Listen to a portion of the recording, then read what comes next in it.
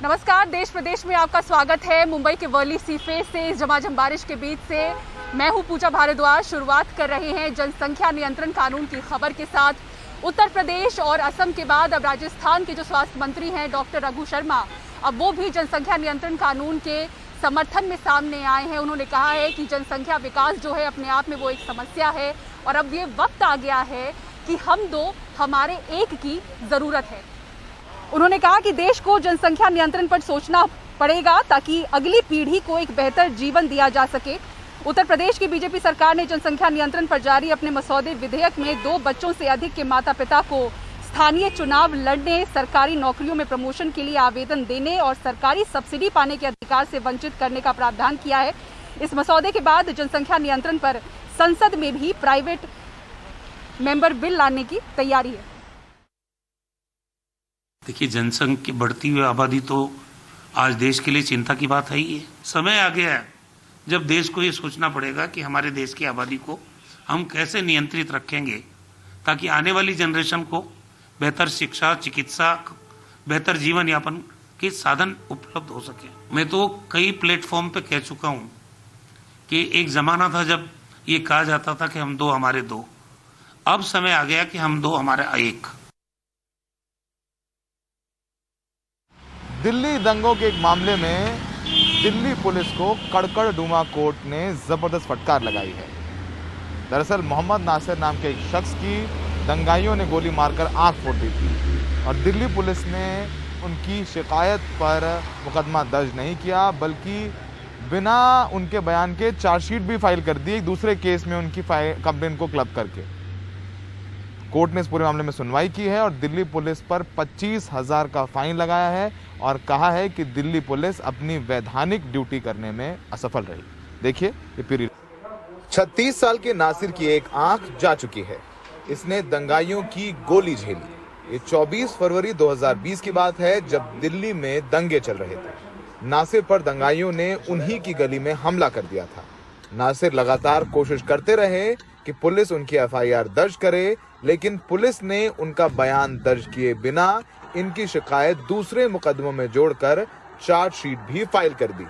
हार कर वो अदालत पहुंचे। जब मेरे शूट किया सामने से तो मैं तो आरोपियों को देख सकता हूं किसने शूट किया। उसके बाद पुलिस से हमने गुहार लगाई तो पुलिस ने कोई हमारी गुहार नहीं सुनाई।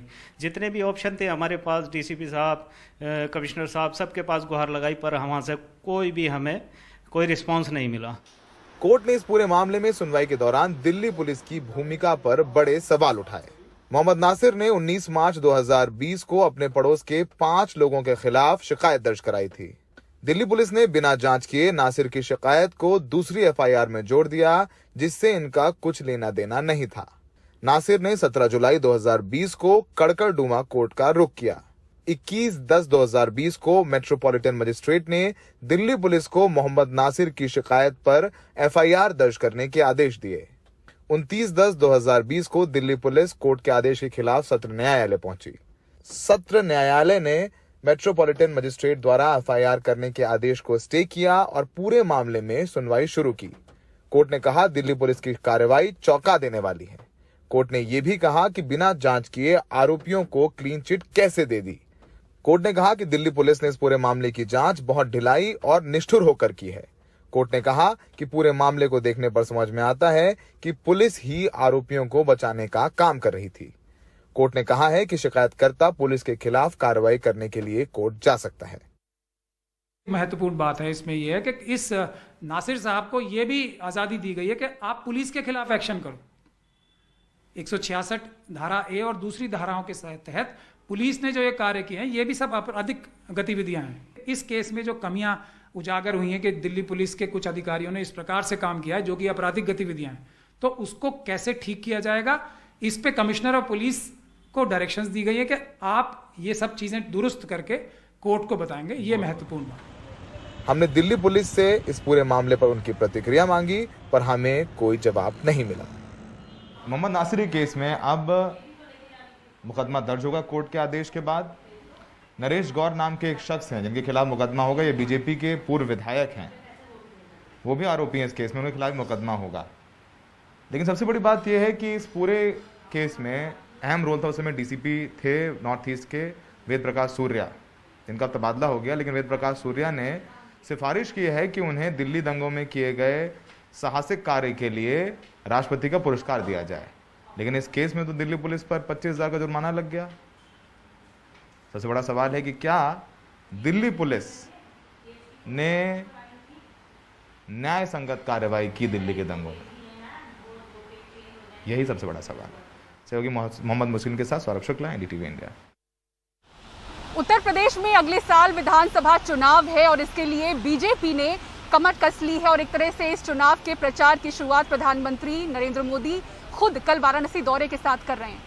प्रधानमंत्री मोदी कल वाराणसी जाएंगे। खुद प्रधानमंत्री ने ट्वीट करके इसकी जानकारी दी है और इस खबर की पुष्टि की है। विकास परियोजनाओं में तेजी के लिए 100 दिन का एक्शन प्लान है। कल से बीजेपी की यूपी इकाई भी एक्शन में आ जाएगी। लखनऊ में बीजेपी पदाधिकारियों की 2 दिन की बैठक है। पहले दिन योगी आदित्यनाथ बैठक की अगुवाई करेंगे। यूपी वर्किंग कमेटी शुक्रवार को बैठक करेगी और इस वर्किंग कमेटी को जेपी नड्डा संबोधित करेंगे। और फरीदाबाद के खोरी में अतिक्रमण हटाने का काम शुरू हो गया है। सुप्रीम कोर्ट के आदेश के बाद यहां 10,000 घर गिराए जा रहे हैं। सुप्रीम कोर्ट ने अरावली के इलाके में अवैध अतिक्रमण हटाने के आदेश दिए थे। इससे 30 साल से यहां रह रहे लोग सड़क पर आ गए हैं। हमारे सहयोगी अक्षय डोंगरे ने यहां रहते आए कुछ लोगों से बात की। इन टूटे हुए मकानों से बिखरा हुआ सामान निकालते ये लोग खोरी गांव के रहने वाले हैं। आज हरियाणा सरकार द्वारा तकरीबन 400 से 500 मकानों को तोड़ा गया है खोरी गांव में और कहा जा रहा है कि अगले आने वाले दिनों में जो डेमोलिशन ड्राइव है वो जारी रहेगा, तो घरों को लगातार तोड़ा जाएगा। तकरीबन सुप्रीम कोर्ट के हिसाब से 10,000 यहाँ पर ऐसे घर है जो सुप्रीम कोर्ट ने कहा अवैध रूप से बनाए गए। लेकिन लोगों का यहाँ पर यही सवाल है कि जब यहाँ पर मकान बन रहे थे या फिर लोगों को यहाँ ज़मीनें सस्ते दाम पर बेची जा रही थी, तब सारे अफसर कहाँ थे और तब इन्हें अपनी जमा पूंजी लगाने से यहाँ पर क्यों नहीं रोका गया। यहाँ पर कई सारे लोग बेघर हो चुके हैं। आप देख सकते हैं कि इस पूरे इलाके में, यहाँ से अगर आप देखें तो इस पूरे इलाके को तोड़कर साफ़ कर दिया गया है। यहाँ पर हरियाणा पुलिस के साथ साथ पैरामिलिट्री की भी कुछ टुकड़ियाँ लगाई गई थी सुरक्षा के लिए। और बीते कुछ दिनों में भी देखा गया है कि लोगों और पुलिस के बीच में यहाँ पर माहौल काफ़ी टेंस था।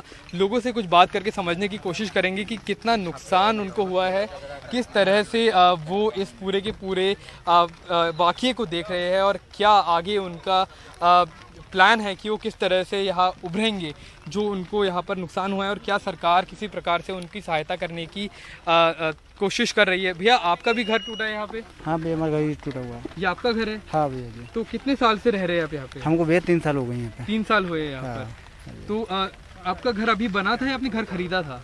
बना हुआ था, बनाया था। बना हुआ था तब आपको बताया गया था कि ये अवैध रूप से बना हुआ है? मेरे को नहीं बताया गया था, नहीं बताया गया था भाई। जमीन पहले रखी थी तो बनाया था। अच्छा, उसके बाद आपने मकान बनाया था? बनाया था, 3 साल पहले बनाया था। तो कोई आपको टाइम दिया गया कि घर खाली करना है यहाँ पर, किसी तरह की कोई समझ? कोई टाइम नहीं दिया गया था। कोई टाइम नहीं है। अब कहाँ जाएंगे? बारिश हो रही है यहाँ से, क्या करें यहाँ पे, क्या करें, रहेंगे झोंपड़ी डालेंगे, क्या करेंगे। अभी हमें ये रीज़न दिया जा रहा है कि यहाँ पे वापस हम पेड़ पौधे लगाएंगे। तो मैं ये सरकार से पूछना चाहता हूँ, मध्य प्रदेश के बुक्सवाहा जंगल में अभी माइनिंग के लिए बोल रहे हैं कि वहाँ पे 2 लाख से ज़्यादा पेड़ काटे जाने वाले हैं।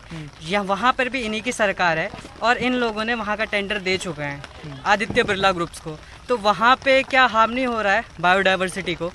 सरकार ने हमें कोई रहने का सुविधा नहीं, कोई कुछ नहीं दे रहा। सरकार ने बस ऐसे ही बोल दिया 1400 लोगों को घर मिलेगा, मगर सरकार ने हमें एक लॉलीपॉप दिया है। अब क्या करेंगे? मैं कहूँ नहीं जाए मन्ना जो सरकार से कहिए मुझे ये जहर दे दे आए और मार दे तो अपनी जगह ले जाए। मैं पढ़ाई करती थी और बच्चों को भी पढ़ाती थी यहीं पे खोरी गांव में। मैं पढ़ाती थी बच्चों को और मतलब जब हमने यहाँ पे मतलब रूम लिया था तब गवर्नमेंट कहाँ थी, और फिर जब मतलब हमने लिया तब क्यों नहीं ऑप्शन उठाया। देखने वाली चीज़ यही रहेगी कि आने वाले वक्त में किस प्रकार से लोगों को एक राहत पहुंचाने की कोशिश करी जाएगी। लेकिन इस वक्त लोगों को अपने हाल पर रहने के लिए सरकार ने छोड़ दिया है। कैमरा पर्सन सुधीश राम के साथ मैं अक्षय डोंगरे, एनडीटीवी इंडिया। और दिल्ली में बुजुर्ग महिला की हत्या का क्या है पूरा मामला, दिखाएंगे आपको ब्रेक के बाद। देखते रहिए देश प्रदेश।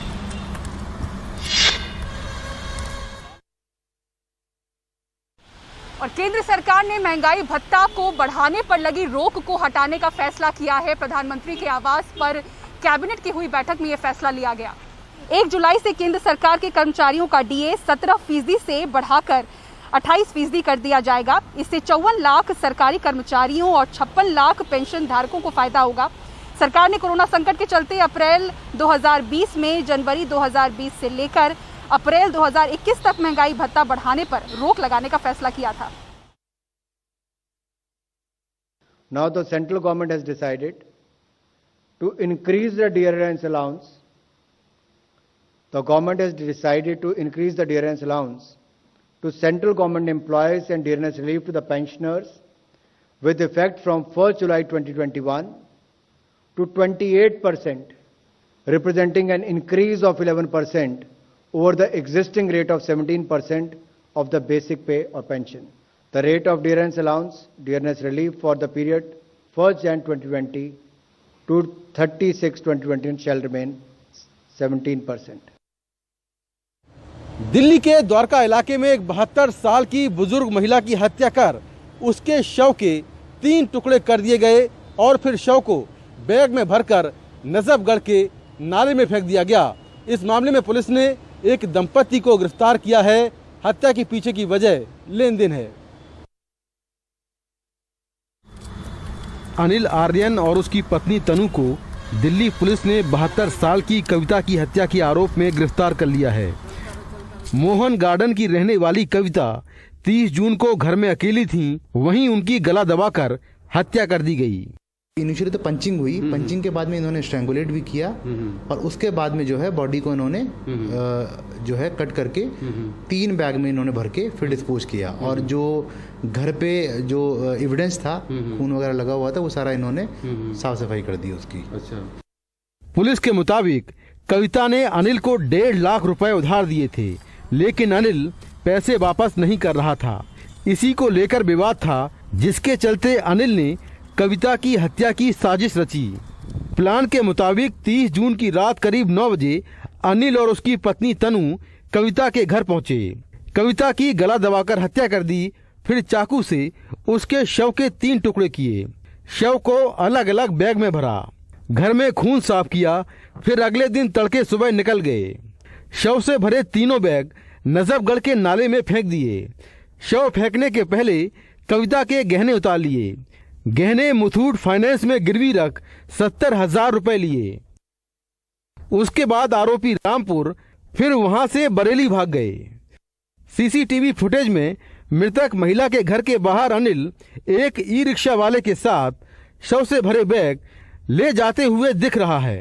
मैंने ना गला दबाया ना मैंने आंटी को मारा। उससे पहले भी तो मैं आंटी के पास रुकी हूँ और आंटी मेरा सबसे अच्छा ध्यान रखती थी। पुलिस ने आरोपियों की निशानदेही पर गोताखोरों के जरिए कविता का शव बरामद कर लिया है। 30 जून को बुजुर्ग महिला की हत्या हुई। 3 जुलाई को बुजुर्ग महिला के घर वालों को पता चला, अपहरण का मुकदमा दर्ज हुआ। फिर 8 जुलाई को आरोपी बरेली से गिरफ्तार कर लिए गए। आरोपियों ने पुलिस से बचने की बहुत कोशिश की, लेकिन आखिरकार वो पकड़े गए। नई दिल्ली से मुकेश सिंह, एनडीटीवी इंडिया। भारत के 5 युवक ईरान में फंस गए हैं। वहां से उन्होंने वीडियो जारी कर प्रधानमंत्री नरेंद्र मोदी से मदद की गुहार लगाई है। साल 2019 में ईरान के एक मर्चेंट शिप पर सेलर की नौकरी करने गए 5 युवकों को ड्रग्स तस्करी के आरोप में गिरफ्तार कर लिया गया था, लेकिन मार्च 2021 में वो निर्दोष बरी हो गए। बावजूद इसके वो अब भी ईरान में ही फंसे हैं, क्योंकि उनके पासपोर्ट और दूसरे जरूरी दस्तावेज अब भी जब्त हैं। अब 5 युवकों और उनके परिवार वालों ने मदद की गुहार लगाई है। नमस्कार माननीय प्रधानमंत्री श्री नरेंद्र मोदी जी, ये वीडियो मैं हमारे वतन वापसी के लिए बना रहा हूँ। ये वीडियो मैं चबहार से बना रहा हूँ, जो ईरान के सिस्तान बलूचिस्तान में है। साल 2019 में इन 5 की ईरान की मर्चेंट शिप पर नौकरी लगी थी, लेकिन कुछ महीने बाद उन्हें ड्रग्स तस्करी के केस में गिरफ्तार कर लिया गया। मामले में शिप का कप्तान भी गिरफ्तार हुआ था, जिसने वहां की पुलिस को बताया कि 5 बच्चे निर्दोष हैं। बेगुनाही साबित होने पर 18 महीने बाद मार्च 2021 में वो रिहा हो गए, लेकिन अपने वतन वापस नहीं आ पा रहे हैं, क्योंकि इनके पासपोर्ट और जरूरी दस्तावेज इन्हें वापस नहीं मिले हैं। तो सर हम सबके जान को यहाँ पे खतरा है सर, कुछ भी हो सकता है सर हम लोग के साथ। बिकॉज जब हम लोग को रिहा कर दिया गया सर, तब ईरान ऑफिशियल्स ने न अपने एम्बेसी को कोई इन्फॉर्म किया, ना कोई डॉक्यूमेंट्स दी, ना उन्हें कोई सूचना दी। और इसी दौरान हम लोग के पास कोई पैसे भी नहीं थे, ना कोई डॉक्यूमेंट्स है। मतलब जहां जाके हम लोग कुछ लैंड जॉब कर रहे सर, कुछ जमीन पे काम करे, थोड़ा बहुत पैसा कमा सके हम लोगों के लिए, लेकिन ऐसा कुछ भी नहीं ना, क्योंकि हम लोग के पास डॉक्यूमेंट्स ही नहीं है सर। वीडियो में बोल रहे युवक का नाम अनिकेत एनपुरे है। वर्ली में रहने वाले अनिकेत के पिता बताते हैं कि अनिकेत की मां अब नहीं है। उसके सारे गहने बेचकर कर्जा लेकर 5 लाख रुपए एजेंट को दिया था कि बच्चे का भविष्य बनेगा, लेकिन सब उल्टा हो गया। अनिकेत के साथ ही उसका ममेरा भाई मंदार भी फंसा हुआ है। ये वीडियो देख के हम लोग बहुत डर गए कि लड़के लोग की क्या हालत है, क्या है। इसलिए हमारे प्रधानमंत्री माननीय नरेंद्र मोदी से विनती है कि हमारे लड़के लोग जल्दी से हमारे घर पे आए। तो यहाँ पे जो एजेंट है जिसने भेजा था, आपने बताया अजीत सिंह, उसके पास कुछ संपर्क हो पाया आप लोग? नहीं, वो फोन ही नहीं उठा रहे, कुछ नहीं। कहाँ का एजेंट? ये कुछ दिल्ली का है। अच्छा, दिल्ली। हाँ।